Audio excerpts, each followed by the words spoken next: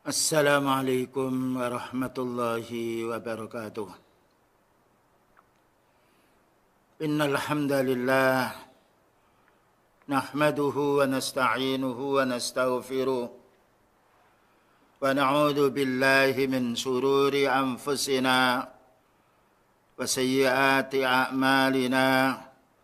May yahdihillahu fala mudilla lahu ومن يضلل فلا هادي له أشهد أن لا إله إلا الله وحده لا شريك له وأشهد أن محمدا عبده ورسوله اللهم صل وسلم على نبينا محمد وعلى آله وصحبه أجمعين أما بعد. Ma'asyiral muslimin wal muslimat wal ikhwah wal akhwat, bapak-bapak dan ibu-ibu yang senantiasa dirahmati dan diberkahi oleh Allah Subhanahu wa taala. Marilah kita sebagai seorang hamba yang tidak pernah luput walaupun satu detik dari nikmat Allah. Dan karena semua nikmat yang kita terima hanya dari Allah, bukan dari makhluk. Kewajiban kita untuk meningkatkan ibadah kita kepada Allah Subhanahu wa taala. Tentunya ibadah tidak akan diterima oleh Allah taala kecuali didasari dengan ilmu. Dan kita ikhlas beramal ini, melaksanakan perintahnya Allah taala dan juga meninggalkan larangannya. Terutama kaum muslimin, kenikmatan hidup adalah sehat badan. Karena sehat badan ini kita tidak bisa meminjam. Orang tidak punya duit bisa hutang. Tidak punya mobil bisa pinjam mobil saudaranya. Tidak punya sehat, tidak bisa kita mencuri atau minjam atau beli kesehatan orang lain. Makanya kesehatan badan kita terutama pada masa 2 tahun yang akhir ini, umat Islam bahkan seluruh dunia diuji oleh Allah Ta'ala dengan wabah ini. Sedangkan kita sehat, mari kita syukuri kesehatan kita ini dengan menuntut ilmu. Sebagai bentuk rasa terima kasih kita kepada Allah. Dan kita amalkan ilmu ini. Demikian juga upayakan kita dakwakan terutama kepada kerabat kita yang dekat. Karena itu orang yang banyak berkumpul dengan kita. Demikian juga dakwah dengan penuh kesabaran. Kalau kenikmatan kesehatan ini kita gunakan dengan menuntut ilmu, beramal saleh, berdakwah dan penuh kesabaran, insya Allah inilah nikmatnya hidup yang abadi. Yang akan kita raih insya Allah akan kita nikmati, lebih nikmat lagi ketika kita sudah berjumpa dengan Allah Subhanahu wa taala. Selanjutnya kaum muslimin. Allah taala membedakan orang Islam dengan orang kafir.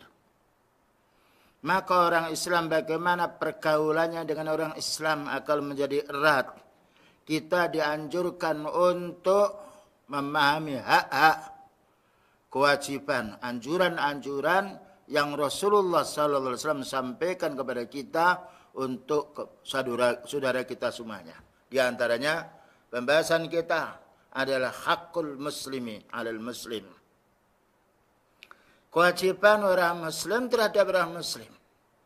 Baik itu kepada saudara kita sendiri atau kerabat kita sendiri, yang itu lebih utama. Atau kepada orang muslim yang lain, tetangga kita. Atau orang tidak kita kenal, tapi kita tahu itu adalah orang muslim, maka dia punya hak. Mari kita simak hadis yang diriwayatkan oleh Imam Muslim rahimahullah ta'ala. Bersumber dari salah seorang sahabat namanya Abu Hurairah radhiyallahu anhu. Maka Rasulullah sallallahu alaihi wasallam bersabda, "Haqqul muslimi 'alal muslimi sittun." Hak orang muslim terhadap orang muslim yang lain adalah 6. Dan ini bukan hanya 6. Cuma dijelaskan hadis ini 6. Ada lagi yang lain. Ini hak. Dan hak itu merupakan kewajiban yang diperoleh oleh saudaranya dari saudara muslim. Atau minimalnya anjuran. Pertama, idza laqitahu fasallim alaihi. Kalau kamu menjumpai saudaramu, kaum muslimin, sampaikan salam. Assalamualaikum. Minimalnya. Atau lebih sempurna lagi, Assalamualaikum warahmatullah. Atau lebih lengkap lagi, Assalamualaikum warahmatullahi wabarakatuh. Ini yang banyak masih ditinggalkan kita lah kaum muslimin. Ketika berjumpa, selamat pagi. Selamat pagi itu bukan salamnya kaum muslimin. Yang pagi yang selamat orangnya belum tentu selamat. Ya, good morning bahasa Inggris. Kenapa kita kaum muslimin yang bersyahadat la ilaha illallah wa anna Muhammadar Rasulullah sebagai rukun iman dan Islam, kita tidak melaksanakan salam ini? Jangan malu kita ini menyampaikan salam di hadapan orang-orang yang campur laki-laki dan perempuan, campur pula yang kafir dan muslim.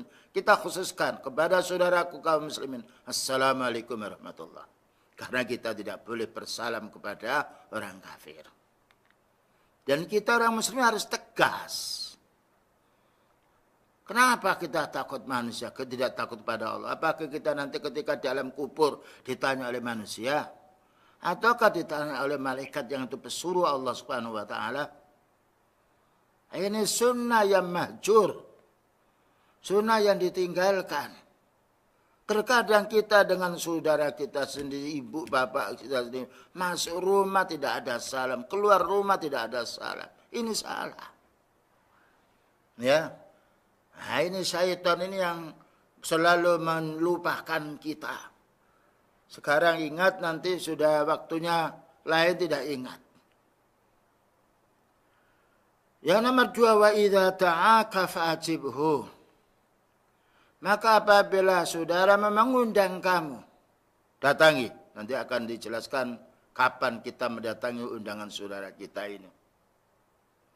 Yang nomor 3, wa idza stansohaka fansohu. Apabila saudara itu minta nasihat kepadamu, maka nasihati. Ya, karena manusia itu satu sama yang lain saling beda, saling butuh membutuhkan.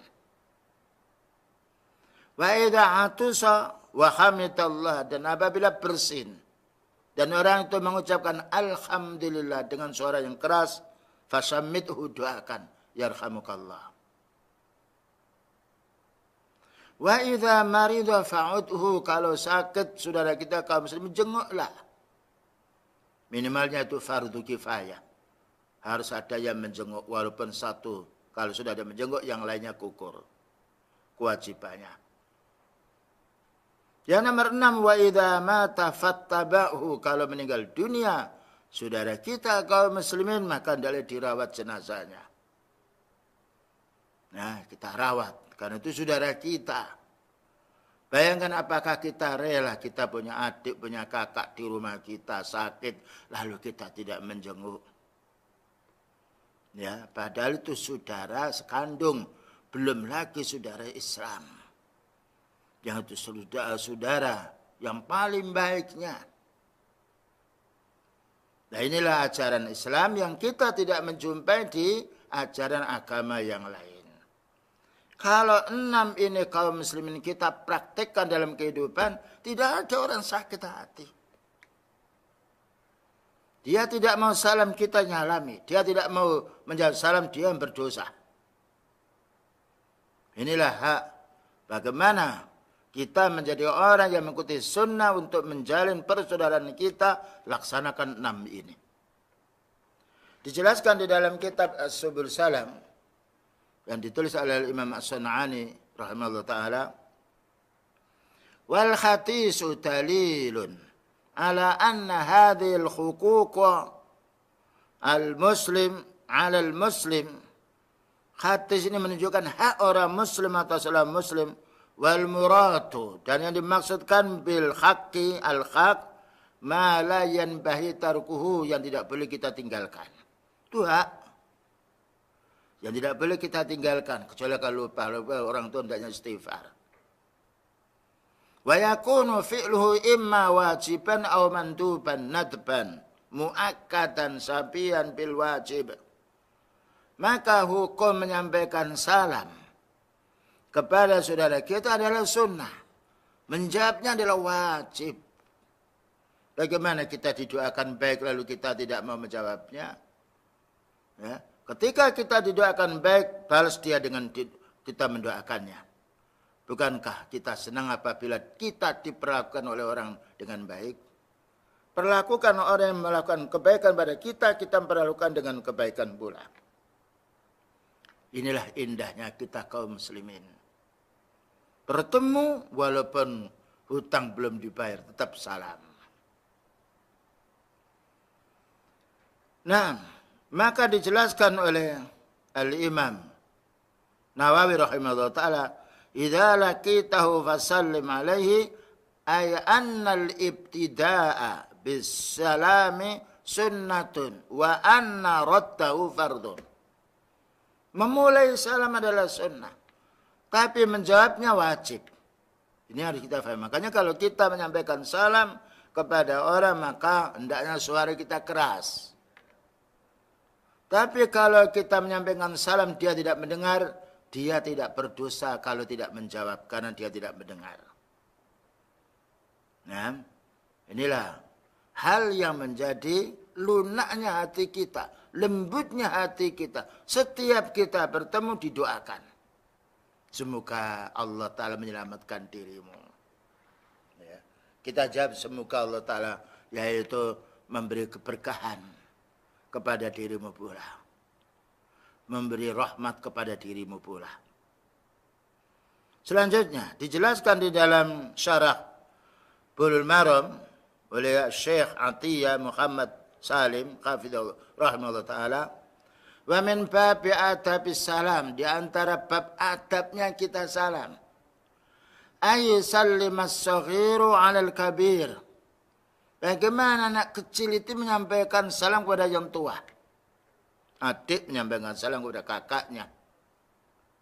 Ya, seorang anak menyampaikan salam kepada ibu dan bapaknya.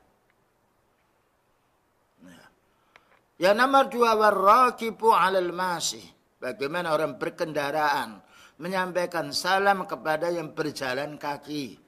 Ini menurut asal. Yang berkendaraan, ya entah itu naik sepeda atau mobil ketika kita jumpa, ya, atau kita naik sepeda motor menjumpai orang berjalan kaki, assalamualaikum, subhanallah.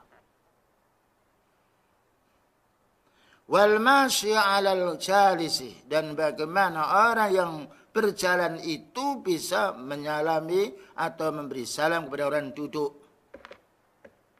Karena satu-satu orang itu duduk di pinggir jalan sedang menanti kendaraan umum atau sedang menanti saudaranya. Nah, ini yang harus kita fahami. Namun para ulama sunnah mengatakan pula kalau kita melihat wanita yang cantik, ya, yang kita sendiri tidak perlu kita menyampaikan salam. Dikhawatirkan nanti fitnah. Salam dalam hati saja. Dijelaskan oleh Al-Imam Ibnu Hajar rahimahullah ta'ala. Karena khawatir terjadinya fitnah. Tapi nenek-nenek atau kakek perlu kita salami. Assalamualaikum warahmatullahi wabarakatuh secara dohir. Jadi jangan sampai setan itu membujuk kita kalau menjumpai orang yang sekiranya ada daya tarik dari hati kita, kesenangan dan syukuran lalu salam. Tetapi kalau tidak ada yaitu sifatnya syahwat yang muncul lalu tidak salam, ini tidak boleh. Nah, ketika anak kecil ini tidak mau salam kepada yang besar, dan ketika orang berkendaraan itu tidak mau salam kepada orang berjalan kaki, dan ketika orang berjalan kaki itu tidak mau salam kepada yang duduk, maka kita mulai. Nah, fa illam yusallim man alaihi al-ibtida'u bisalam. Jika mereka yang punya hak kepada kita untuk menyalami ini, mereka tidak melaksanakannya, fa min haqqis sani, maka hak orang yang kedua yaitu yang besar bagaimana menyalami yang kecil. Ya. Yang berjalan bagaimana menyalami yang berkendaraan. Yang duduk bagaimana memberi salam kepada yang berjalan. Karena hukuk kaum muslimin. Sekarang banyak orang ketika dilihat melengos. Matanya lengos dia. Ini menunjukkan orang ini kurang imannya dia. Dalam hatinya ada sesuatu. Dilihat salam, melengos dia.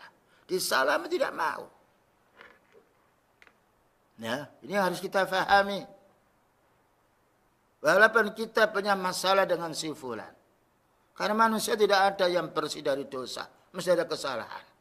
Apalagi orang mengurusi urusan yang banyak. Ada kesalahannya. Tapi sebaiknya orang salah itu menyampaikan udurnya. Tapi setelah itu bagaimana kita menyampaikan salam? Walaupun pernah dia melukai kita. Bukankah kita juga tidak lepas daripada dosa? Ini yang harus kita fahami. Jangan sampai perkara yang kecil kita bawa untuk menghapus kebaikan yang banyak. Terutama kita kaum muslimin kepada keluarga kita yang dekat, kepada tetangga. Ya, jangan sampai ada masalah dengan tetangga lalu kita mendiamkan diri. Paling baiknya itu kita menyapa dulu. Ya. Paling baiknya kita berhubungan dulu, menyapa dulu. Selanjutnya pula, kita dilarang menyampaikan salam pada orang kafir. Karena salam itu mendoakan saudara supaya selamat. Bagaimana orang kafir didoakan supaya selamat? Makanya dijelaskan di dalam hadis yang mana beliau mengatakan la tabda'ul yahuda wan nasara bisalam. Jangan kamu memulai kepada orang Yahudi dan orang Nasrani dengan salam. Tapi kalau mereka salam, perhatikan dulu. Kalau mereka mengatakan assalamualaikum, jelas jawab waalaikumsalam. Tapi kalau dia bersalam assalamualaikum, assam itu matilah kau. Jawab waalaikum, kembali dirimu, jangan berlebih-lebihan. Pernah Rasulullah sallallahu alaihi wasallam, yaitu ketika orang Yahudi menyalami dijawab alaikum, maka Aisyah mengatakan, wahai Nabi, aku akan nambah alaikum wal-la'nah. Semoga kembali kepada dirimu dan kamu dilaknat oleh Allah Ta'ala. Beliau menjelaskan cukup kita menjawab waalaikum, kembali pada dirinya. Indahnya kaum muslimin kalau kita menuntut ilmu. Karena ilmu ini tidak bisa kita peroleh dengan raba-raba. Ilmu ini harus kita peroleh yaitu dengan belajar. Makanya kita lihat keberadaannya para anbiya, para sahabat. Karena memahami ilmu din tidak pernah putus, menjadi orang paling baiknya di dunia. Apalagi nanti di akhiratnya nanti. Selanjutnya disebutkan di dalam hadis yang diriwayatkan Imam Bukhari Muslim. Beliau bersabda, inna afdalal a'mali, sesungguhnya paling mulianya amal. Kita tuh ingin yang paling mulia, ingin mendapatkan pahala yang banyak.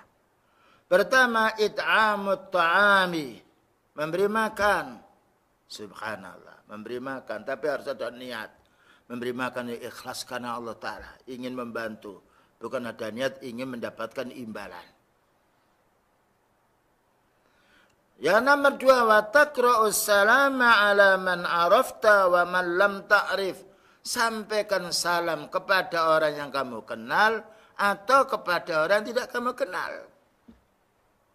Dari mana kita tahu itu mengenal orang muslim? Mungkin dengan bajunya, ya, atau dengan tindakannya yang baik. Kita sampaikan salam. Assalamualaikum warahmatullahi wabarakatuh. Tapi kalau kita di tempat masyarakat yang mayoritas orang kufar, mungkin adalah salah satu, dua yang kita tidak tahu itu muslim, kita tidak menyampaikan salam. Namun ketika mereka menyampaikan salam, kita jawab semisal dia. Assalamualaikum, waalaikumsalam. Selanjutnya, ketika Rasulullah SAW menganjurkan kita untuk menyampaikan salam, ini mesti ada manfaat. Mesti ada faedah. Karena sia-sia kalau Allah Ta'ala atau Nabi SAW menyampaikan kita, memerintah kita, lalu tidak ada manfaatnya. Di antara manfaat menyampaikan salam ini, yaitu menimbulkan kaum muslimin at-tawadud. kesenangan, kecintaan. Ya. Menjadi timbul perasaan senang. Bayangkan kalau orang lama tidak mau menyapa terus disapa, itu senang dia. Bagaimana ini bukan hanya sekedar menyapa, tapi menyampaikan assalamualaikum. Subhanallah kaum muslimin. Sunnah yang masih banyak ditinggalkan oleh saudara kita. Kama huwa musyahidun wa kama yadullu alaihi qaulun Nabi sallallahu alaihi wasallam.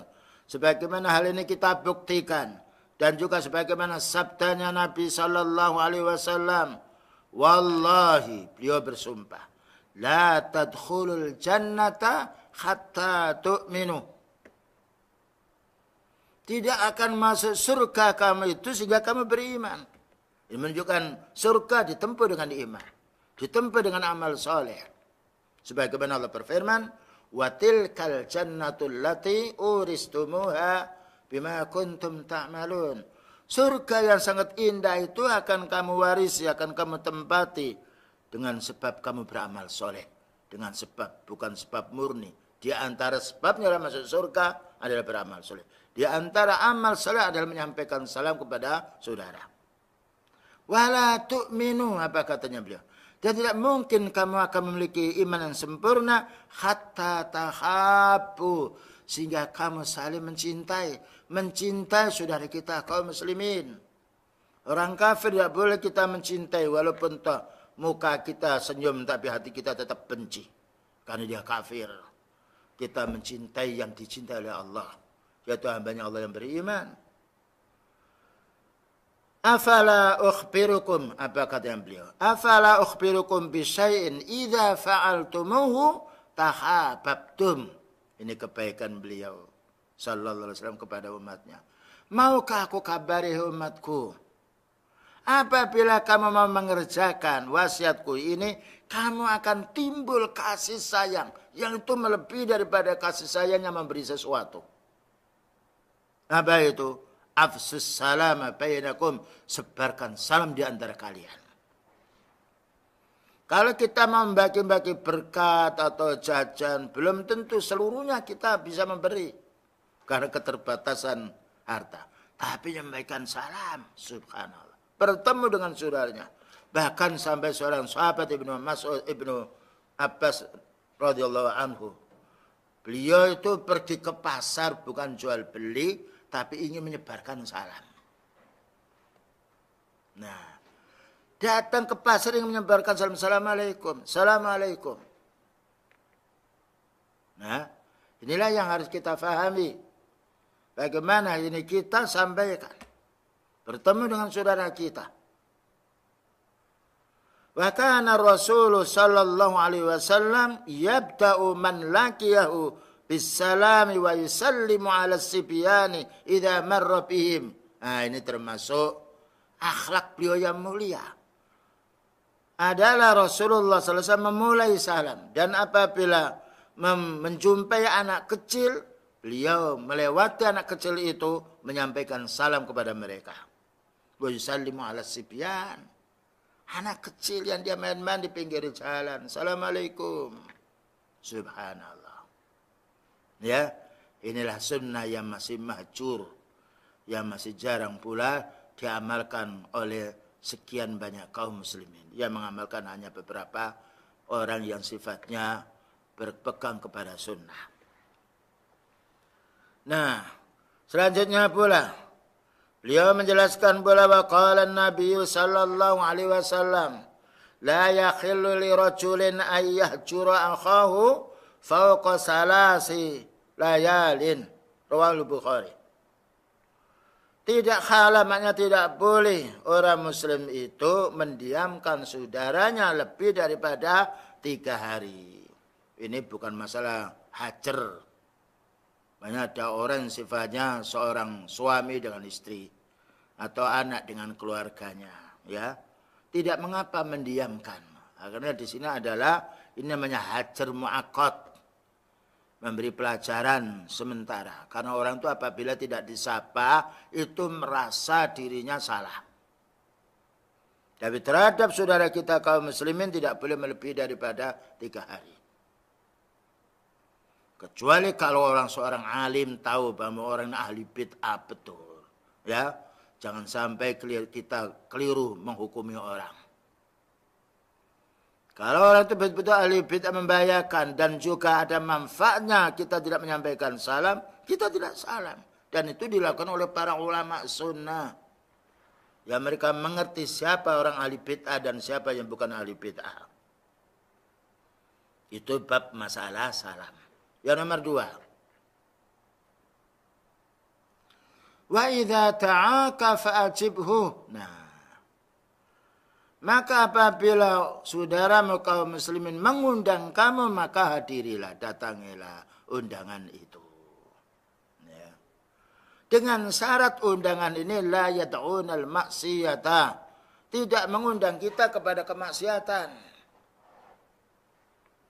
Karena siapapun makhluk tidak boleh kita taati ketika mereka mengajak maksiat. Dengan dasar hadis, la ta'ata li makhlukin fi maksiatil khaliq. Tidak boleh kita mentaati siapapun makhluk yang mengajak kita kepada maksiat kepada Allah, walaupun orang tua kita sendiri. Bukankah Allah berfirman, wa in jahadaka ala an tusyrika bi ma laysa laka bi ilmun fala tuti'huma, tetapi wasahibhuma fid dunya ma'rufa. Jika dua orang tuamu, yaitu bapak ibu kita, orang yang pertama kali yang sayang kepada anaknya, ketika mereka mengajak kita untuk melakukan perbuatan syirik, jangan ditaati. Tetapi wasahibhuma fid dunya ma'rufa, temani, kan itu orang tua kita. Satu saat orang itu memiliki orang tua kafir, anaknya mukmin. Bagaimana tetap anak yang mukmin ini bisa berbuat baik kepada orang tua? Namun menyampaikan salam kepada orang tua yang kafir tidak boleh. Mendoakan baik kewajiban seorang anak. Allahumma hdi abawayya. Ya Allah, berilah petunjuk dua orang tuaku ini. Fa innahuma la ya'lamani. Keduanya ini karena tidak tahu. Bayangkan Rasulullah SAW dizalimi suku Daus. Tapi beliau berdoa, Allahumma hdi Dausan fa innahum la ya'lamun. Ya Allah, berilah petunjuk suku Daus karena mereka tidak tahu. Ini pentingnya kita memohon kepada Allah bagaimana orang menzalimi kita. Dan orang menyakiti kita, mereka mendapatkan petunjuk dengan sebab kita yang berdoa. Ya. Bukan kita doakan yang jelek. Kecuali kalau orang-orang betul-betul orang itu berbuat zalim dinasihati tidak mau. Wallahu a'lam.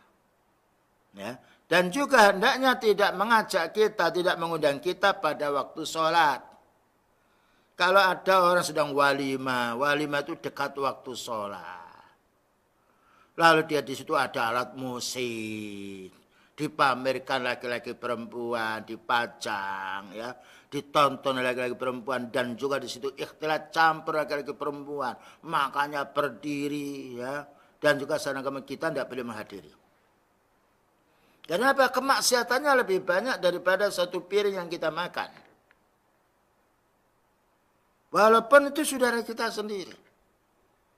Nah, bagaimana itu kan saudara kita? Ya, saudara kita, tapi kita hadir setelah selesai acaranya.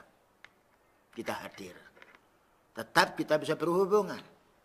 Ketika dalam acara resepsi pernikahannya ada musik, ya, campur laki-laki dan juga yang lainnya. Bahkan juga ada jogetnya yang lain yang kita tidak boleh hadir. Karena kehadiran orang yang punya ilmu menjadi contoh untuk mereka. Tetapi kita tidak hadir walaupun dimarahi tidak mengapa, manusia memarahi, yang penting kita tidak dimarahi oleh Allah Subhanahu wa taala. Nanti setelah selesai kita sebagai keluarga bisa berkunjung di rumahnya, ya. Menyampaikan, memberi sesuatu, membantu itu karena keluarga kita. Oleh karena itu, apabila kita diundang kepada ahli bid'ah atau ada kebid'ahnya, ada kesyirikannya, ada kemaksiatannya, tetap kita hendaknya menjauhi. Wong kita ini dijelaskan di dalam hadis Rasulullah SAW, man ra'a minkum munkaran falyughayyir biyadihi. Siapa yang melihat kemungkaran maka hendaknya dirubah dengan kekuasaannya. Itu kalau punya kekuasaan. Kita sebagai orang tua, anaknya mengadakan pernikahan tidak benar, kita nasihati. Tetapi tidak semuanya orang punya kekuasaan. Faman lam yastati' fa bilisanihi. Yang tidak mampu maka menasihati dengan lisannya. Wa man lam yastati' fa biqalbi. Karena untuk keras tidak mungkin kita menasihati dengan lisan, maka kita berdoa kepada Allah, ya Allah, jauhkan orang itu dari kemungkarannya. Ya Allah, berilah petunjuk. Tetap orang mukmin bagaimana ingin berbuat baik kepada orang-orang yang sifatnya tidak berbuat baik. Rasulullah sallallahu alaihi wasallam menjelaskan, "Idza tu'iya ahadukum falyujib." Kalau kamu diundang oleh saudaramu, maka datangilah. Fa in kana shaiman, maka jika yang datang ni shaum, falyusalli, maka doakan. Ketika kita hadir, kita tidak makan. Wa in kana muftiran falyat'am. Maka apabila dia itu berbuka tidak siam, maka hendaklah dia makan. Karena orang mengundang kita untuk makan, kita makan. Namun ketika kita tahu saudara kita banyak yang hadir, kita shaum tidak mengapa kita yaitu melanjutkan shaum karena masih ada saudara kita yang tidak shaum. Ya. Idza tu'iya ahadukum, ini undangan umum tapi dengan syarat tidak ada kemaksiatan, bukan undangan bid'ah, bukan undangan maksiat, bukan undangan kekufuran, bukan undangan syirik. Ya, karena orang mengundang sekarang banyak. Pencuri mengundang temannya juga untuk mencuri. Bukankah itu da'a, mengajak? Wa qala Nabi sallallahu alaihi wasallam, dan Nabi sallallahu alaihi wasallam bersabda, "Idza tu'iya ahadukum ilal walimati falyatiha." Rawahul Bukhari. Apabila salah satu di antara kamu itu diundang untuk walimah, maka hadirilah. Tentunya apabila kita tidak pas bertatapan atau yaitu bebarengan dengan pekerjaan kita, dengan tugas kita, yaitu dengan tanggung jawab kita. Nah, makanya upayakan orang ketika mengundang walimah yang lainnya dicarikan waktu-waktu yang sekiranya orang itu bisa hadir, ya.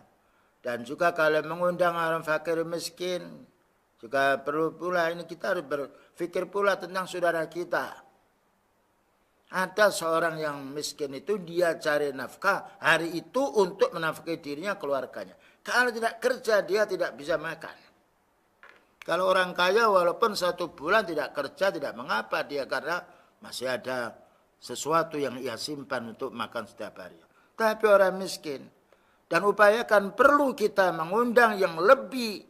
Nah, pertama tetangga, kemudian juga mendahulukan orang-orang miskin. Ya. Karena syarrut ta'ami, paling jeleknya makanan walimah itu diundang orang yang tidak mau makan dan tidak diundang orang yang butuh makan. Begitu sunnahnya Rasulullah SAW. Terkadang kesalahan kita kalau misalnya mengundang yang jauh-jauh, pernikahan dari Jakarta, di Sedayu diundang. Itu kalau orang kaya mungkin ada bisnis, tidak ada kesulitan mereka. Ada hubungan bisnis yang lain. Tapi saudaranya yang miskin, ya, dari Jawa Semarang mengundang, kita mengundang di Jawa Tengah yang lainnya, ya, itu juga memberatkan. Ad-dinu yusrun. Din itu adalah mudah. Tidak boleh kita memberatkan saudara kita. Kalau perlu hanya menyampaikan kami punya yaitu hajat, doakan ya dari jauh. Semoga kita punya hajat ini dimudahkan oleh Allah Subhanahu wa taala. Cukup kita. Ya. Ada lagi maksudnya juga untuk komersil. Maka dicatat orang-orang dulu yang pernah mengundang kita, lalu dicatat yang kaya-kaya miskin tidak diundang. Ini salahnya, ini kekeliruan orang yang awam. Bermaksud untuk mengundang orang itu ingin mendapatkan laba. Ya, nah ini makanya ini perlu difahami, ya. Kita harus perlu menuntut ilmu, bahkan wajib agar kita tidak salah melangkah di dalam semua urusan hidup kita, terutama dalam masalah kita mengundang orang. Tadi boleh kita mengundang walimah kepada saudara kita. Nah, ketika kita tahu ya saudara kita ini longgar dan senang sekali kalau diundang. Kalau tidak diundang merasa berat hati, ya merasa tidak enak kita undang. Tetapi untuk orang-orang tertentu kita perlu ya, kalau perlu tidak mengundang, ntar kalau kita ada perlu berbuat baik kita antarkan sesuatu kepada si dia, itu lebih utama. Wallahu a'lam bishawab. Ini masalah menghadiri undangan ya. Jadi kesimpulannya menghadiri undangan, tidak semuanya undangan harus kita hadiri. Kita lihat dulu masalahnya menurut pandangan tin. Kalau dalam pandangan tin kehadiran kita dalam undangan tersebut membawa manfaat dan kita bisa menasihati, bisa meluruskan kesalahan-kesalahan yang ada, ini baik. Dan ini termasuk bab ingkarul mungkar. Selanjutnya nomor 3, wa idzastan sohaka fansohu lahu. Maka apabila saudaramu itu minta nasihat, nasihati. Ya.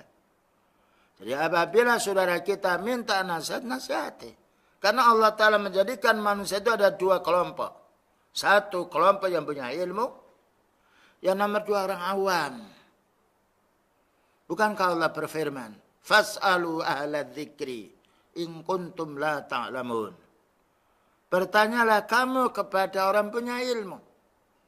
Tentu yang bertanya ini adalah orang yang tidak tahu.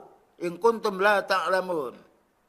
Jika kamu tidak tahu, kewajiban kita bertanya. Tidak boleh kita menjalankan sesuatu tanpa ilmu. Allah berfirman, wala takfu ma laysa laka bi'ilmun.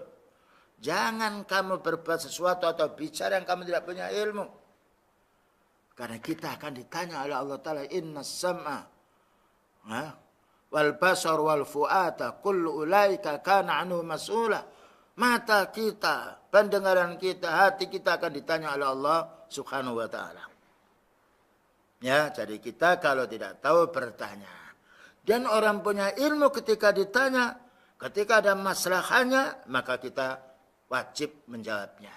Dan karena itu fadilahnya orang punya ilmu. Dijelaskan oleh Al-Imam Nawawi di dalam Syarah Muslim, fama'nahu, maknanya idza stansahaka fansah lahu talaba minkan nasiha. Apabila ada orang yang meminta kepadamu nasihat, fa'alaika an tansahahu, maka hendaknya kamu menasihati, karena ad-dinu an-nasiha. Ya. Hendaknya kamu menasihati. Dan orang minta nasihat itu maknanya orang itu ingin dia menjadi orang baik. Supaya tidak salah dia. Supaya tidak berdosa. Wala tudahinuhu, dan jangan kamu bersiasat. Ya, melimbung. Ya. Wala taghussu, dan jangan kamu tipu. Tidak boleh kita menipu. Satu contoh, ada orang. Kita itu orang ahli mobil. Ya. Ada orang yang menanya, Pak, saya mau membeli mobil ini. Bagaimana menurut pandangan Bapak? Sedangkan kita ini memang ahlinya. Beritahu, Pak, mobil ini bagus. Pasarannya sekian. Coba tawar lebih bawah daripada itu, barangkali tahu. Kita ini menunjukkan yang baik itu sudah pahalanya besar. Bukankah beliau bersabda, man dalla ala khairin falahu mislu ajri fa'ili. Siapa yang menunjukkan jalan yang baik, dia mendapatkan pahala semisal dia berbuat. Subhanallah. Ternyata mencari surga itu lebih mudah daripada ingin menjadi orang kaya. Belum tentu orang itu selama hidupnya ingin kaya lalu jadi kaya. Tapi ingin menjadi orang yang punya ilmu, ingin surga, mudah. Kenapa? Harus menuntut ilmu. Inilah yang harus kita fahami. Wala taghussu, tidak boleh kita menipunya. Kemudian juga wala tumsik an bayanin nasihat. Jangan kamu sampai diam tidak mau menasihati. Karena merasa dirugikan. Tidak boleh. tapi kita wajib menasihatinya. Inilah perlunya kita menasihati. Dan yakinlah ketika dia meminta nasihat kepada kita, dia ingin baik. Dan kita ingin dapat pahala. Ada suatu hadis yang diriwayatkan oleh yaitu Sahib Sunan wa an Sahalin an Atha ibn Yazid an Taimim At-Tari anna Nabiyya sallallahu alaihi wasallam, sesungguhnya Nabi sallallahu alaihi wasallam qala at-tinu an-nasiha. Din itu adalah nasihat untuk menjernihkan jiwa agar kita tidak salah. At-takhallus, membersihkan diri dari sesuatu yang tidak kita senangi. Lalu beliau ditanya, qulna liman ya Rasulullah? Untuk siapa nasihat ini? Qala lillah. Beliau berkata lillah. Maknanya lillah itu nasihat ini harus ikhlas karena Allah. Ingin mencari pahala dari sisi Allah. Ya, dengan melaksanakan perintahnya. Dengan bertauhid kepadanya. Itu nasihat lillah. Kemudian juga wali kitabihi. Maknanya nasihat itu harus kita ambil dari Al-Quran. Inilah melaksanakan perintahnya. Meninggalkan larangannya. Jadi kalau ada orang minta nasihat, paling baiknya kita ambilkan dari ayat. Saya ini mau makan. Gimana caranya? Nasihati. Jangan makan dengan tangan kiri. Jangan minum dengan tangan kiri. Jangan makan dari hasil yang haram. Dan jangan jual beli dengan cara mengurangi timbangan. Itu nasihat li kitabihi. Kita arahkan dia dengan Al-Quran. Wali rasulihi, dan nasihat untuk rasulnya. Maknanya bukan berarti kita menasihati rasul. Bagaimana kita menasihati saudara kita ini dengan hadisnya Rasulullah sallallahu alaihi wasallam, dengan akhlaknya beliau. Ya, dengan yang diamalkan oleh beliau. Apa yang diperintahkan oleh beliau itu yang kita nasihatkan. Dan apa yang dilarang oleh beliau itu yang kita larang si dia. Bagaimana kita menasihati dengan akhlak beliau yang mulia. Inilah makna menasihati. Wali a'immatil muslimin, demikian juga menasihati kepada pemimpin-pemimpin kaum muslimin. Kita doakan. Makna menasihati kepada pemimpin kaum muslimin, kita mendoakan, ya Allah berilah petunjuk pemimpinku ini. Ya, kita doakan. Sudahkah kita mendoakan pemimpin-pemimpin kita di dalam negeri ini? Karena ad-du'a huwal ibadah. Doa itu ibadah. Tapi hawa nafsu itu maunya menggugat, maunya mencela, maunya menggunjing. Bayangkan kita punya mobil rusak. Ya, dicaci, dirusak, tambah rusak. Tapi kalau kita punya mobil, ya, kemudian kita rusak, kita perbaiki. Kalau orang keliru, kita nasihati. Allah Ta'ala yang menciptakan manusia, yang membolak-balikkan hati. Ya muqallibal qulub, sabbit qalbi ala dini. Wahai yang membolak-balikkan hati, teguhkan hatiku ini untuk berpegang kepada agamamu.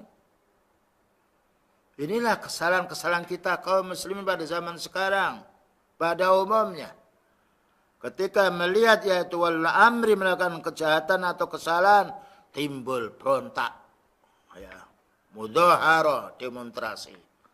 Diungkap di YouTube yang ini keliru. Bayangkan kita seorang punya anak. Yang mana orang tua berbuat baik pada anaknya. Kalau orang tua ini digunjing oleh anaknya, kesalahannya disampaikan di tetangga kepada teman kita, apa senang orang tua kita? Manusia itu hampir memiliki perasaan yang sama. Tapi kalau kita nasihati dengan lembut, atau lewat orang yang punya ilmu yang disegani oleh orang tua kita, itu bagus. Inilah yang perlu kita fahami dan bagaimana kita bisa berkali-kali mendoakan baik. Kalau mau menasihati, datang di depannya. Sebagaimana Allah memerintah kepada Nabi Musa dan Nabi Harun. Idhaba ila fir'auna innahu tagha. Faqula lahu qawlan layyina. La'allahu yatadhakkaru aw yakhsha. Pergi kamu Nabi Musa dan Harun kepada Fir'aun dan bicara yang lembut. Barangkali dengan itu dia mau takut, dia mau sadar. Kalimat barangkali itu taraji, berharap. Karena Allah Ta'ala yang membolak-balikkan hati. Nah ini perlu kita fahami nasihat ini. Wa ammatihim dan juga menasihati manusia secara umum. Menasihati manusia secara umum kita dengan menasihati secara umum lewat pengajian. Ya lewat taklim. Ya. Kita jelaskan perkara yang wajib.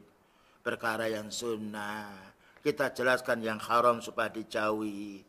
Bahwasanya bahayanya yang haram ini banyak sekali. Ini nasihat secara umum. Makanya sekarang setelah tersebar internet ini. Dan dakwah, tidak ada dakwah yang paling berhasil. Dan paling disering oleh umat kecuali dakwah as-salafus salih. Karena dakwanya tidak ada hawa nafsu.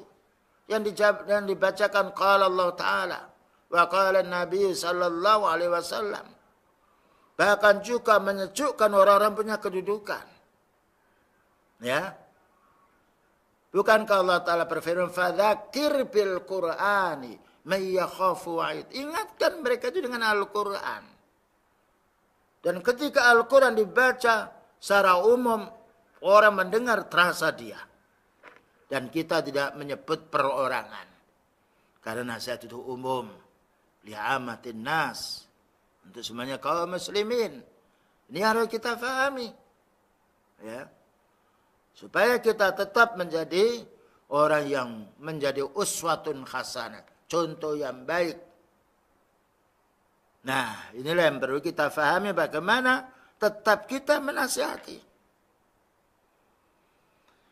Nah, demikian juga menasihati keluarga. Ya, dengan bahasa yang lembut.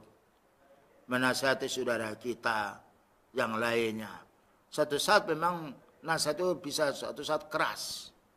Ketika dinasihati secara lembut tidak berhasil, bahkan orang itu terus menerus al-istimrar alal baghi, melanjutkan terus menerus dengan kekejamannya atau kerusakannya, dan dia mampu untuk melakukan kekerasan diperbolehkan. Wallahu a'lam.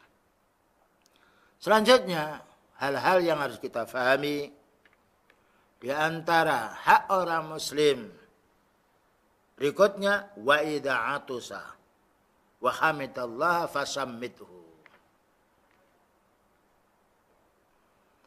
Maka apabila bersin salah seorang saudara kita bersin. Bersin itu kaum muslimin nikmat. Ya. Karena itu racun yang keluar dari tubuh kita. Makanya orang itu kalau sifatnya mulutnya ditutup terus dengan masker itu racun tidak bisa keluar. Batuk dia, batuk. Baru satu saat dibuka.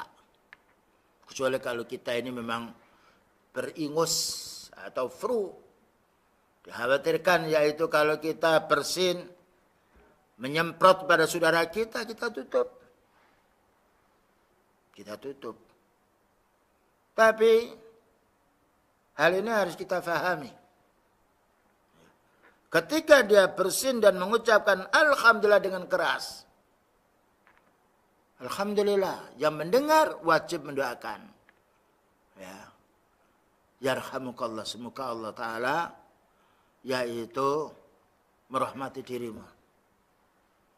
Subhanallah, saudara kita ketika susah bersin Allah Ta'ala memudahkannya dan dia bersyukur kepada Allah, mengucapkan alhamdulillah, kebaikan untuk kita sebagai saudara. Doakan kita, semoga Allah Ta'ala merahmati dirimu. Maka orang didoakan pula juga hendaknya mendoakan yahdikumullah wa yuslih balakum. Semoga Allah Ta'ala memberi petunjuk kepada dirimu dan memperbaiki urusanmu. Inilah kebaikan kaum muslimin. Masih banyak yang yaitu ditinggalkan. Ketika bersin bukan membaca alhamdulillah, tapi dia mengucapkan yang lain, bahkan kalimat yang tidak layak. Nah, inilah yang harus kita fahami sebagai kaum muslimin, jangan sampai kita keliru menerapkan di dalam hak kaum muslimin terhadap kaum muslimin ini. Qala Imam Nawawi rahimahullah taala, berkata Imam Nawawi di dalam kitabnya Al-Mukhtar, annahu yusammituhu man sami'ahu, bahwa orang yang mendengarkan kalimat alhamdulillah bagi orang bersin itu, maka hendaknya mendoakan yarhamukallah bagi yang mendengarnya. Namun tidak mendengarnya atau dia bersin, dia membaca alhamdulillah secara sirri, kita tidak mendoakannya. Nah, tetapi kalau dia menjawab alhamdulillah terdengar, kita mendoakan. Namanya al-jaza min jinsil amal. Balasan itu disesuaikan dengan amalnya. Wa qala ulama, berkata ulama, al-utasu ni'matun minallah. Bersin itu nikmat dari Allah. La budda yashkurahu wa yahmatahu. Wajib kita ini bersyukur kepada Allah, memuji Allah. Bayangkan kalau kita tidak bisa bersin, lama sakit kita, pusing kita, karena racun tidak bisa keluar dari tenggorokan kita atau dari hidung kita. Tapi ketika sudah kita bisa bersin, nikmat yang cukup besar. Bayangkan baru orang tidak bisa bersin, pusing dia. Tapi ketika sudah bisa bersin, lega, senang, dan terasa kita telah keluar dari kesulitan. Sampaikan kalimat alhamdulillah, segala puji hanya untukmu ya Allah, karena Engkau yang menghilangkan kesulitan kami. Wa min haqqil muslimi ala akhil muslimi, disebutkan di dalam hadis Rasulullah sallallahu alaihi wasallam, hak orang muslim terhadap orang muslim, annahu idza atusa fahamidallah ay sammithu. Apabila saudaranya bersin lalu dia memuji kepada Allah, membaca alhamdulillah, maka doakan yarhamukallah. Fa idza atusal muslimu, maka apabila dia ini yaitu bersin tetapi tidak menjawab, tidak mengucapkan alhamdulillah, kita diam. Wa alaihi, dan bagi orang yang didoakan oleh saudaranya yarhamukallah, ayyarudda qailan yahtikumullah wa yuslih balakum, agar yang didoakan yarhamukallah ini berdoa pula mendoakan yang mendoakan, semoga Allah Ta'ala memberi petunjuk kepada dirimu dan memperbaiki urusanmu. Aw yaqulu yaghfirullahu lana wa lakum, atau mengatakan semoga Allah Ta'ala mengampuni kami dan mengampuni dosa kamu semuanya. Tapi ya ikhwan, di sini harus dibedakan antara bersin dan menguap. Ya, antara bersin dan menguap. Dijelaskan di dalam Sahih Bukhari rahimahullah taala, bersumber salah seorang sahabat namanya Abu Hurairah radhiyallahu anhu. Anin Nabi sallallahu alaihi wasallam, dari Nabi sallallahu alaihi wasallam, innallaha yuhibbul utas. Allah Ta'ala menyenangi hambanya yang bersin. Wa yakrahu tasa'uba. Dan juga Allah Ta'ala membenci orang yang menguap. Yang menguap itu biasanya orang mengantuk atau capek pekerjaan, ya. Setan membujuk kita supaya mulut kita itu terbuka, ya, kuat, dan juga kadang-kadang wah. Nah, ini yang perlu kita pahami. Jadi hidup kita ini dari duduk, dari bangun tidur, bersin, yang lain itu ada peraturan. Tidak ada agama sesempurna semisal sempurna Islam. Bagaimana kita tidak bersyukur kaum muslimin? Inilah Rahman Ar-Rahim Allah Ta'ala kepada hambanya. Sebelum kita dihisab oleh Allah Ta'ala, amalan yang menuju surga dijelaskan oleh Allah Ta'ala, kemudian juga dijelaskan oleh Rasulullah Sallallahu Alaihi Wasallam, sampai bersin ada adabnya, menguap ada adabnya. Orang kafir nggak ada adab seperti ini, karena mereka tidak punya ilmu, hanya hawa nafsu menjadi pegangan mereka.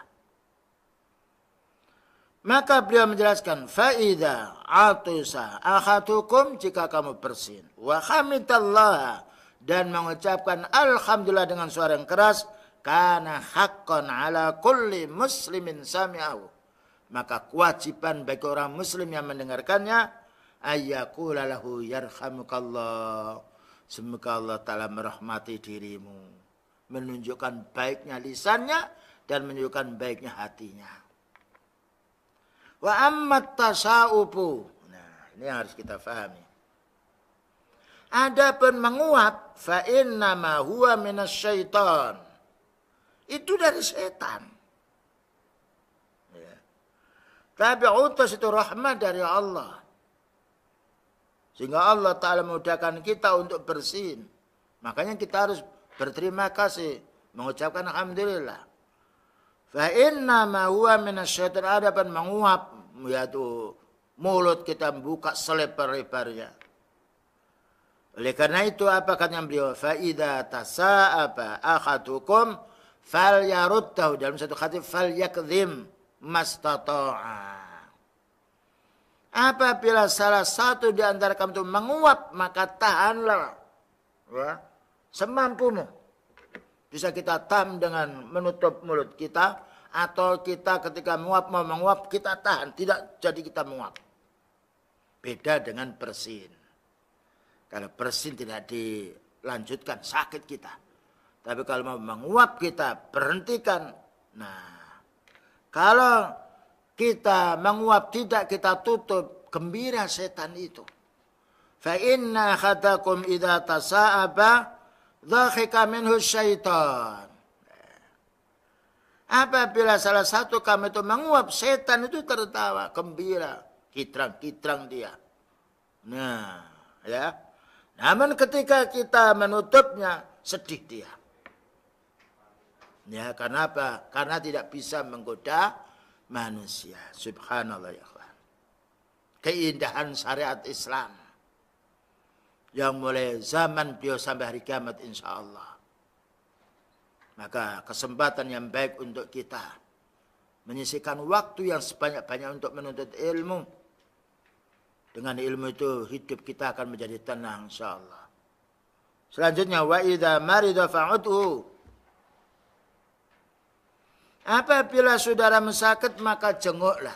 Menjenguk saudara kita sakit adalah fardu kifayah. Artinya harus, kalau sudah ada orang menjenguk, yang lain gugur kewajibannya. Tapi kalau yang lain menjenguk, dia mendapatkan pahala pula, mustahabbah. Wa iyadatul maridi fardu kifayatin, menjenguk orang sakit adalah fardu kifayah. Maknanya ke fardu kifayah itu yutlabu fi'luhu, harus ada yang menjenguk walaupun satu orang. Beda dengan fardhu, yaitu fardu ain. Ya, yutlabu syakhsiyatuhu atau ainuhu, masing-masing orang berkewajiban, seperti sholat fardu ain, siam fardu ain. Ya, itu namanya fardu ain. Zakat fardu ain bagi orang yang mampu. Tapi hayatatul marid fardu kifayah, dan ini ada faedahnya. Mungkin saudara kita di Saudi sakit, itu kan saudara kita. Mustahil kita akan bisa menjenguk di sana, apalagi kita orang miskin. Tapi ketika saudara kita di sana menjenguk, kita sudah bebas dari dosa. Ternyata para ulama menjelaskan demikian, ada faedah yang kita ambil. La budda ayya'udal muslimuna akhahum, maka orang muslim wajib menjenguk saudaranya, karena itu saudara seiman. Wa idza 'ata wahidun minhum, apabila satu di antara mereka menjenguk, khasalat bil kifayah, cukup yang lainnya. Yang lainnya tidak berdosa, tapi yang menjenguk dapat pahala yang besar. Wa qad takunu fardhu ain, bisa juga menjenguk orang sakitnya fardhu ain. Untuk siapa? Idza kana al-maridu minal aqarib. Ketika yang sakit itu termasuk kerabatnya sendiri, itu anaknya, cucunya, atau yaitu bapaknya atau ibunya, kakeknya atau neneknya. Kan itu aqarib. Nah. Wa uddat iyadatuhu minas silah, dan dinilai menjenguk kerabat yang sakit itu termasuk menyambung saudara. Nah, menyambung saudara. Dan menyambung saudara kepada keluarga kita hukumnya wajib. Nah, para ulama sunnah memberi penjelasan kita tentang adab-adab menjenguk saudara kita yang sakit. Maknanya saudara kaum muslimin. Wa alama annal ulama rahimahullah ta'ala dzakaru li'iyadatil maridi adaban. Ketahuilah para ulama sunnah, semoga Allah Ta'ala merahmati mereka. Mereka menyebut menjenguk orang sakit yang punya adab. Ada beberapa adab. Minha alla yuksiral aitu li maridin wa li maridi muhatasatihi bis suali an khalihi wa an naumihi wa aklihi wa surbihi wa ma asbada dzalika. Di antara adab kita menjenguk saudara kita yang sakit, jangan kita banyak bicara. Menanya gimana keadaannya, bagaimana tidurnya, gimana makannya, bagaimana minumnya, bagaimana dengan keluarganya, tidak perlu. Illa idza kana ya'nasu bihadza wa yasurru bihi, kecuali kalau yang kita jenguk itu memang senang apabila lama kita menjenguknya. Jadi manusia sakit ada dua macam. Ada yang tidak senang dijenguk, mungkin sakitnya parah, khawatir nanti kelihatan auratnya, khawatir nanti kedengaran pula keluh kesahnya. Karena manusia itu ketika melihat sesuatu cepat sekali menyebarkan pada orang lain. Padahal kita harus menutup aurat saudara kita. Ya, maka ketika orang tersebut tahu, yaitu ketika dijenguk diam tidak banyak bicara, sebaiknya kita sebentar lalu kembali. Karena kita bermaksud datang itu untuk mendoakan. Allahumma rabban nas mudhibal ba'si isfi anta syafi la syafi'a illa anta sifaan la yughadiru saqama. Kalau kita sama jenisnya bisa yaitu memegang di mana tempat sakitnya. Kita baca bismillah, bismillah, bismillah. Tahur insyaallah, Allahumma sfi. Ya, kalau sakit kepalanya kita pegang kepalanya. Kalau dadanya sakit kita pegang dadanya sambil kita mendoakannya. Ya. Tetapi itu sama jenisnya, laki-laki dengan laki-laki, wanita dengan wanita. Adapun selain mahramnya, kita hanya bisa mendoakan dari jauh. Biar istri kita yang datang, ya kita antarkan istri kita, tapi kita di luar. Amma idza kana yatadhajjaru wa la yuhibbu an yaksura akhatul kalam. Adapun apabila dia benci sekali, kurang senang kalau diajak bicara yang banyak, kama wa halu ba'dul marda, sebagaimana keadaan sebagian orang sakit, fa innahu la tutabbi'u ma'al kalami, maka jangan banyak kamu bicara. Nah, dan cukup sekali, dua kali, atau 1 menit, 2 menit kita doakan lalu kita pamit. Ya. Ini kita lihat kondisi. Nah, bagaimana kita mengetahui itu? Kita bisa menanya keluarganya. Ya, kita bisa menanya pula kepada teman kita yang duluan menjenguknya. Kemudian juga di antara adab kita menjenguk yaitu orang sakit ini, wa yadhkuruhu ma yanbaghi ay yadhkuruhu minat taubah. Kita ingatkan, mari kita bertobat. Kalau punya hutang, gimana hutangnya sudah dibayar? Atau dicatat. Wal wasiyah, dan hanya kita wasiati. Jangan kita ajak ngobrol, ketawa kesana kemari sehingga suasananya seperti permainan. Nah, tapi dia sakit. Bagaimana selalu ingat pada Allah? Diingatkan wa kasratu dzikri, hendaknya selalu istighfar. Berdoa pada Allah. Semoga Allah Ta'ala segera menyembuhkan penyakitmu. Ya. Karena orang ketika sakit, ya kan bikin baca Al-Quran, itu terlupakan. Terkurang, yaitu kurang beban sakitnya. Dan itu bisa antum praktekkan sendiri. Ketika orang itu sakit, lalu baca Al-Quran, berkurang sakitnya. Ya, karena dia mengingat kepada Allah Subhanahu wa Ta'ala. Wal istighfar, dan kita anjurkan untuk beristighfar.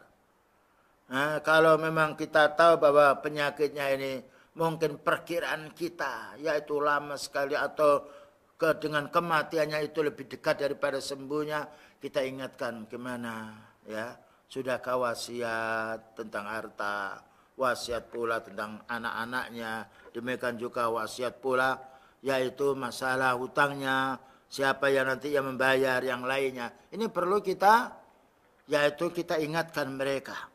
Ya, karena kematian itu tidak bisa diatur oleh manusia. Allah Ta'ala menentukan kita. Wa kadzalika yad'una lahu bisyifa, doakan supaya dia itu sembuh. Ya, tahur insyaallah. Sebentar ini, hanya sebentar ini, ya.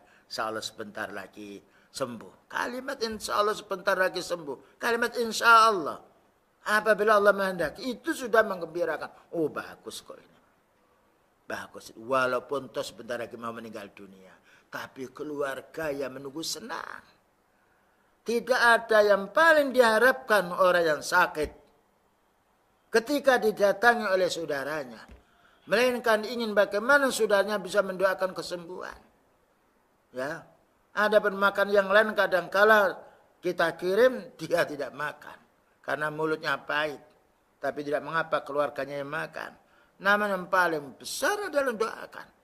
Makanya di situ tadi dijelaskan fa'udhu wa idza maridha. Jika sakit maka jenguk, bukan yang sekedar menjenguk, bagaimana kita bisa mendoakannya. Yang terakhir kaum muslimin wal muslimat, wa idza mata fattabahu. Maka apabila meninggal dunia saudara kaum Islam, maka rawatlah sedia, ya. Jenguk dia, mandikan, kafani, sholati, kubur dia di tempat kuburannya dan doakan dia.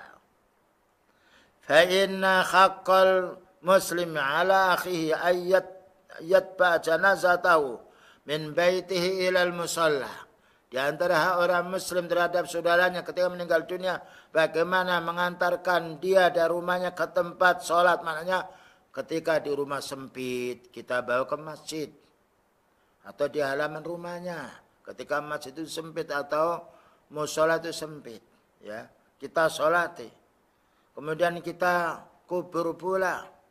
Wa qad sabata 'anin Nabi sallallahu alaihi wasallam, dan telah ditetapkan dari Nabi sallallahu alaihi wasallam, man syahidal janazata, barang siapa yang menyaksikan janazah, maknanya menghadiri janazah, hatta yusalli 'alaiha, sehingga dia mau menyolati.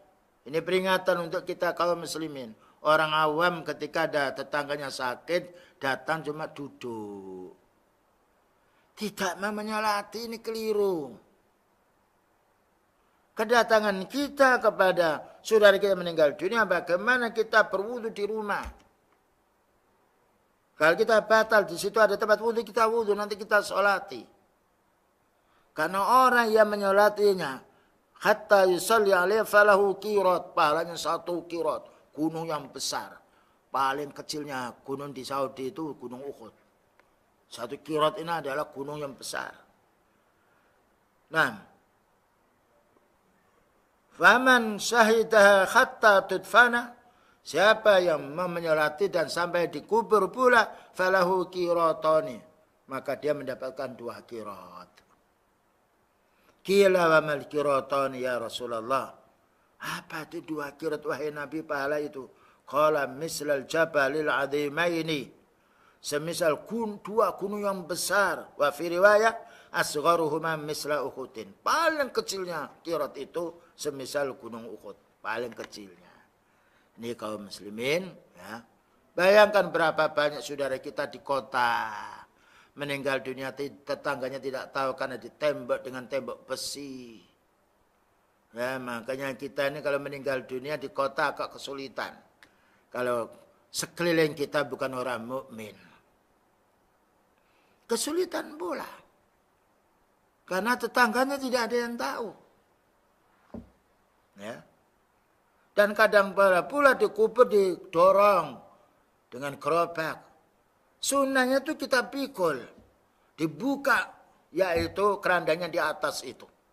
Bukan ditutup. Ya. Supaya orang mengerti. Supaya memikul itu tahu bahwa ya Allah aku ini akan seperti ini. Sekarang saya mikul, besok saya akan dipikul. Bukan tertawa dan bukan ngobrol.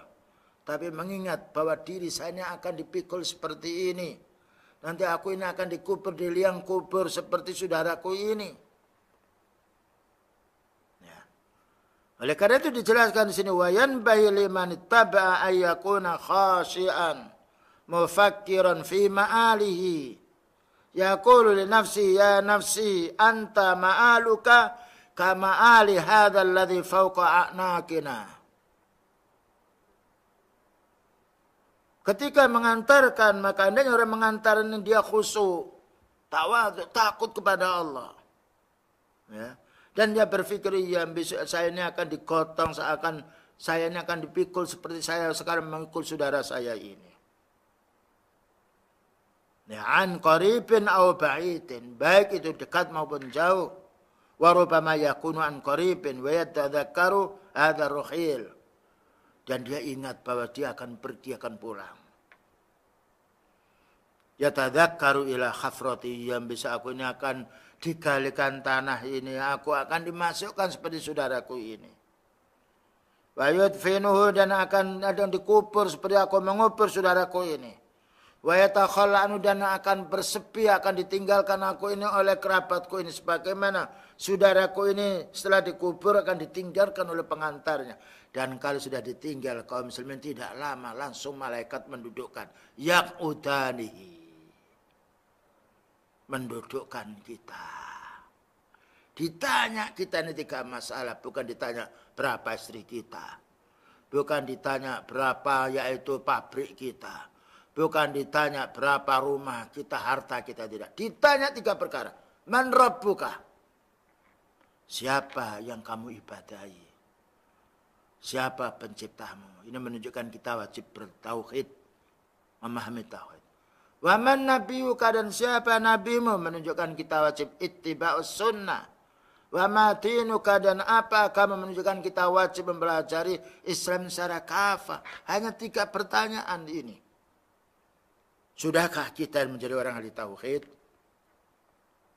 Menjadi orang ahli sunnah, selalu membaca katanya beliau dan kita amalkan. Menjadi orang muslim yang istiqamah. Ya, karena orang mati walaupun kaya tidak akan dikubur di vilanya. Ya, tidak akan dikunjungi oleh keluarganya setiap hari. Bagaimana Pak rasanya di alam kubur? Tidak. Lupa anak itu pada orang tuanya. Ribut dengan harta peninggalan warisan dari orang tuanya.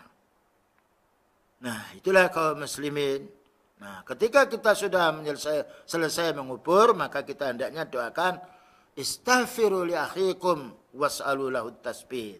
Mintakan ampun dosa saudaramu itu, dan juga mintakan pula supaya ada kemampuan untuk menjawab, yaitu malaikat. Tidak boleh kita wawancara berkhutbah panjang di alam di kuburan, tidak. Kita cukup mendoakan, yaitu ghafarallahu ta'ala wasabbithu, ya Allah ampuni dosanya, ya Allah teguhkanlah ketika mendapatkan pertanyaan dari malaikat. Baik, itulah kaum muslimin yang dapat disampaikan, ya. Semoga ilmu yang kita dengar ini betul-betul kita dimudahkan oleh Allah Ta'ala untuk mempraktikkannya dan diampuni dosa kita semuanya. Wallahu a'lam bishawab.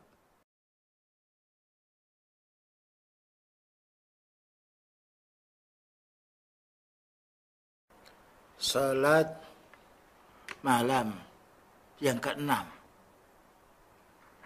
Jadi salat malam itu paling banyak 11 rakaat. Dan paling sedikit 1 rakaat.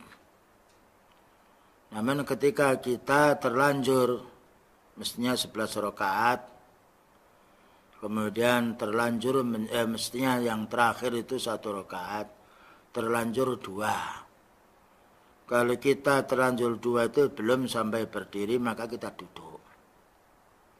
Tapi kalau sudah langsung berdiri, baru ingatnya ketika berdiri kita tidak duduk. Kita melanjutkan, kemudian setelah itu ketika kita setelah salam kita sujud sahwi. Jadi salam dulu, kemudian kita sujud, ya takbir sujud, baca doa sujud itu, lalu duduk, kemudian sujud lagi, kemudian duduk, kemudian salam. Wallahu a'lam bishawab.